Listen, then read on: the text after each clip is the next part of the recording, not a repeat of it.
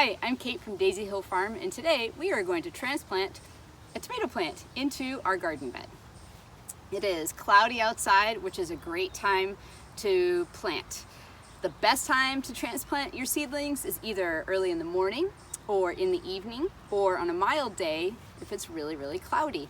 You can think of plants as just being very sensitive things, which they are, and it's quite a shock to move from the pot into the ground. And you know, when you're doing that, you're really moving the roots around and the plant just kind of sort of freaks out a little bit. And the best way to help that is to give it more mild circumstances. So if you think about planting on a really hot sunny day, that's really going to dry those roots out and stress the plant more than it needs to be. Okay, you first need to gather your items to plant your plant. Let's take a look at our materials here. Obviously, the plant is something you will need. Today we are going to transplant a pink Brandywine heirloom tomato, one of our favorites here at the farm. You need a digging implement. Depending on the size of your plant, it might be a small little baby shovel, or it might be a bigger shovel like this. I suggest using eggshell bits because they help to supply the soil with calcium. And nightshades like peppers, eggplants, and tomatoes use a ton of calcium to build their fruits. And if they have a calcium deficiency, there's a disease that's called blossom end rot, which can ruin the fruits. So I always toss a few eggshells in when I'm planting. It's a slow release of calcium, so it helps them later in their growing cycle. I have a bit of compost here. This compost is amazing. It is from my friend Elizabeth's farm in Westford called Fat Moon Farm. So it's a mushroom compost, and I just throw a beautiful handful or two of that right into my planting hole when I plant all of my seedlings. I have a stake here, a wooden stake that I'm going to use to attach my plant to. I have a pair of scissors, and this is garden Velcro, which is we're gonna use it to sort of tie the tomato plant to the stake like this. What's great about it is that you can reuse it throughout the season, and as the plant grows taller taller, you can move the Velcro from the bottom of the plant to higher up on the plant on the stake. And then we have cardboard and straw. All right, let's get started. So the first thing you want to do is figure out tomato plant spacing. Each tomato plant should have 4 square feet of space. And depending on the setup of your garden, you could be like, 2 feet apart from another plant and then have the space on either side to grow. I usually plant mine about 3 feet apart, 2 to 3 feet apart in my beds. So here's this little guy, and I think this is a pretty good spot right here. This is my irrigation tubing, so I'm just going to shift that out of the way. If I'm looking at the size of this pot, it's pretty, that's going to represent the root system is pretty big. It's about six inches tall, which means I want to actually dig my hole twice that depth. So I'm going to dig a hole here that's approximately a foot deep and a foot wide. The reason for that is that I want to have the most space for the roots to grow. Nice, easy space. So I'm going to loosen up the soil. It's pretty heavy soil here. I'm going to add my compost. It's actually quite a bit because this is a larger plant. And then if you can come a little closer here, by hand, I am mixing the compost and the garden soil. I'm going to throw in my eggshells now as well. We save our eggshells for months before tomato planting time, just for this purpose.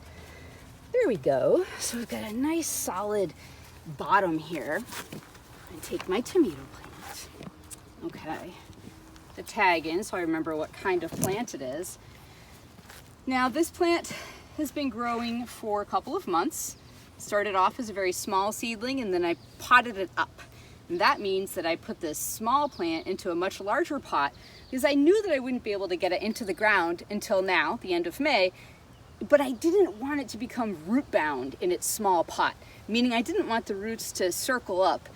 When the roots touch the edges of a pot, it sends signals to the plant to stop growing. And I wanted this plant to grow as large as possible before planting. It's pretty mature, so if you can zoom in a little bit, I want you to take a look at this little branch right here. This is called a sucker. And typically what we want to do is get rid of suckers, because what that does is it focuses the plant energy on the main stem as opposed to growing out more laterally. Now, as this plant grows, it will have its own branching system, but right now I want to take those suckers off. Also, you'll notice quite a large flower here, and then a few smaller ones, and I don't want those because I want to give this plant time to acclimate to its new home. Oh, I can use my scissors. Its new home in the soil. I don't want to take off too much, just the flower buds. It seems very counterintuitive to take the flowers off of the plant because the flowers are what become the fruit. But allowing your plant time to grow larger before it fruits means that it's going to be bigger and stronger and ultimately produce a lot more tomatoes.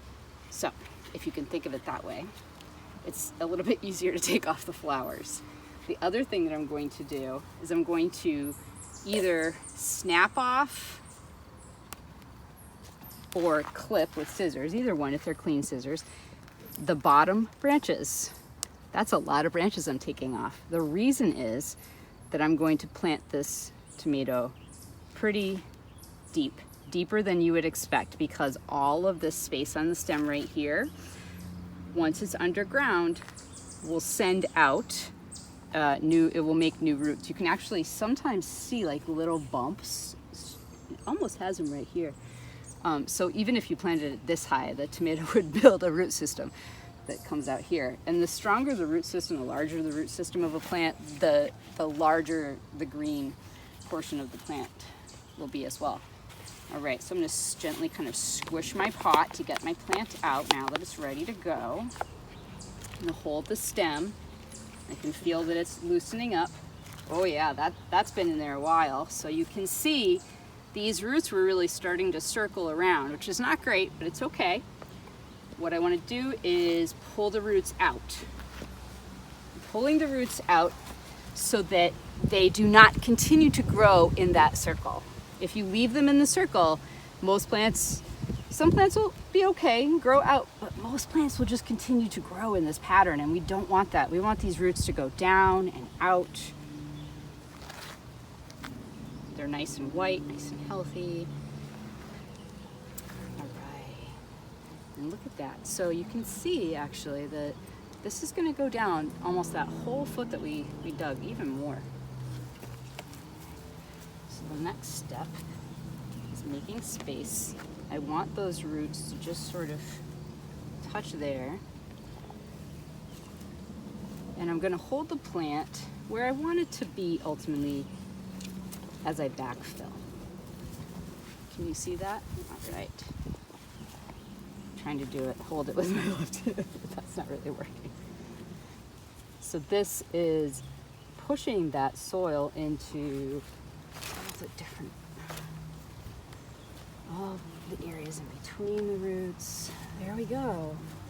So you can see it's planted nice and deep. I'm gonna push my hands down in a little circle like this to build a trench for water. So when it rains or when I water it, we'll get right to the larger root system. Now it's time for the stake. This plant does not need a stake yet, but as it grows, it will certainly need one. And it's best to put your stake or your tomato cage in right when you plant. All the root disruption is happening right then. Take my Velcro. I'm actually gonna cut a piece that's on the larger side so I can use it later when it gets bigger, when the plant gets larger. I'm gonna wrap it gently around This is just kind of showing you how to do it. Again, it's not necessary at this point, but I like to have the Velcro there ready to go. All right, now we're gonna take our cardboard. Now, and I've taken off all of the sticky labels. This lettuce is here from a first succession planting. We'll be harvesting that soon. And then the tomato will have all the space here. So cardboard barrier, and then the straw. What I want to do is make sure that the straw is going underneath the leaves of the plant.